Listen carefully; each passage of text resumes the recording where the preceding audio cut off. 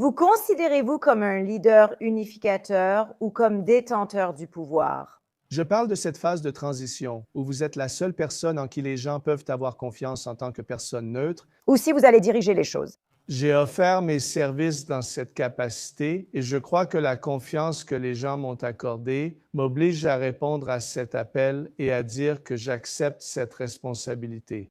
Je ne travaille évidemment pas seul. J'essaie de rassembler autant de personnes partageant les mêmes idées.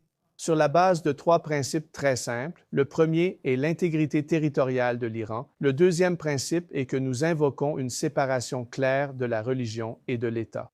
Ne pas avoir, encore une fois, une idéologie unique dominante et, le point le plus important, une garantie de l'autodétermination par le biais d'élections libres. C'est ainsi que nous aboutissons à une alternative démocratique. Une fois la volonté du peuple ratifiée par un référendum final, le gouvernement provisoire remettra le pouvoir au Parlement élu et à votre gouvernement. Pour être clair, cette période sera longue. Vous gouvernerez alors par décret. Ce n'est pas l'élection d'un gouvernement provisoire, mais une démarche volontaire de personnes comme moi et mes collaborateurs. Cela implique l'approbation et le soutien du peuple. Je n'agis pas contre leur volonté, mais à leur demande. Donc, la demande elle-même signifie qu'ils veulent que cela se produise et qu'ils veulent pouvoir faire confiance à quelqu'un. À ce stade, c'est à moi de le faire pour eux, mais comme dit, je ne fais pas ce genre de démarche. Eh bien, il y a beaucoup de personnes dont vous avez le nombre. Une fraction assez importante de la population iranienne est de fervents partisans de vous. Mais ce n'est pas le cas de tout le monde. Ce n'est pas le cas de tout le monde. Quelle est la légitimité que vous utilisez pour faire cela? Je veux dire, on pourrait dire que vous arrivez. Vous avez vécu à l'étranger depuis l'adolescence avec un père peu apprécié. Maintenant, vous revenez et annoncez, je reprends le contrôle, voici mon plan. Je ne fais que répondre à ce que les gens demandent.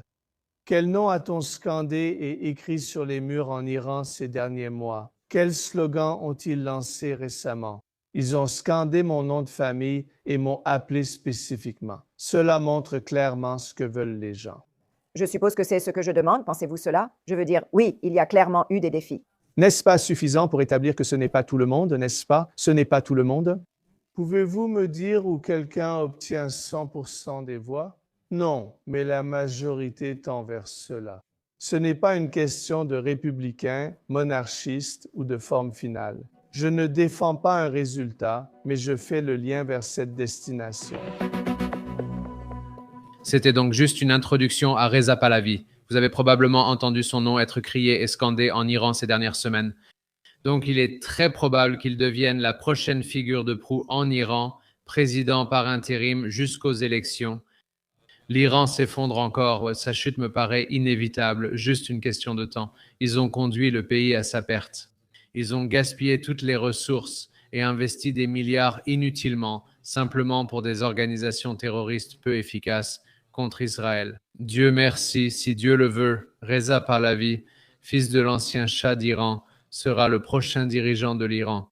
C'est quelqu'un qui a déjà montré qu'il était prêt à collaborer avec Israël et l'Amérique pour construire un avenir meilleur pour son peuple, ce qui est ce qu'ils veulent.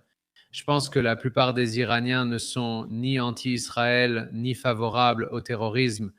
Donc, vous savez, en même temps, vous pouvez avoir quelqu'un comme Al-Sharai en Syrie qui arrive, qui pose son automate Kalachnikova 47 et qui commence à faire de la politique. Je trouve ça drôle car il fait déjà, je pense, du bon travail malgré toutes les accusations de meurtre de Bédouins dans le sud. Mais évidemment, quelqu'un comme le Shah, ce Reza Pahlavi qui arrive, il est largement en avance sur Al-Sharan. Il peut offrir un avenir incroyable aux Iraniens, mais ce sera une période difficile pour lui, étant donné le fait qu'il manque d'eau, une ressource aussi fondamentale dont ils ont besoin. C'est comme si le prochain président arrivait et prenait en charge tous les problèmes que le président précédent a laissés. Il a effectivement des problèmes très sérieux, de nombreux problèmes sérieux auxquels il doit faire face, mais encore une fois, si Dieu le veut, il sera le prochain président de l'Iran. Et beaucoup de collaboration avec le monde occidental peut réellement sortir l'Iran de cette situation très désespérée dans laquelle ils ont été plongés. Nous espérons toujours de bonnes nouvelles. Je suis déçu que Trump n'ait pas encore attaqué la Syrie. Encore une fois, il y a toujours des surprises. On ne sait jamais vraiment s'il bluffe. Nous verrons donc ce qui attend l'Iran dans les prochaines semaines. Nous espérons que ces manifestations continuent et que Khomeini soit enfin renversé et envoyé en Russie. Vous êtes avec Jewish Uncensored, je suis Israël Kai.